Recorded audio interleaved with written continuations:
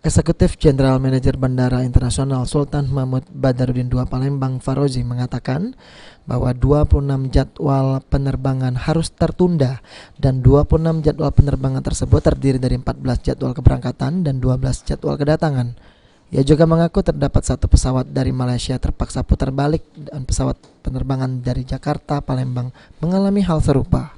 Menurutnya, kondisi kabut asap pada Senin pagi memang terpantau paling parah sepanjang fenomena asap 2019. Bahkan jarak pandang landasan Bandara SMB 2 di bawah ambang batas hampir 4 jam. Hari ini memang lebih kalau dibilang lebih parah mungkin ya bisa jadi lebih parah dari hari-hari kemarin ya. Dan hari ini memang terjadi yang lebih ekstrim dari kemarin. Hari ini ada 14 flight delay karena bad weather yang untuk berangkat ya. Kemudian yang untuk datang adalah 12 flight. Nah, ya seperti itu.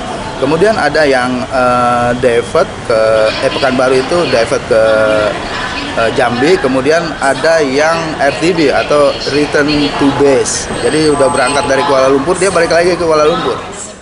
Jarak pandang pada pukul 5 subuh masih berada di 1.500 meter, pada pukul 6.30 pagi turun drastis dan tersisa hanya 50 meter.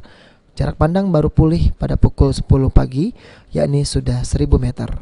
Amanda Lydia, PAL TV.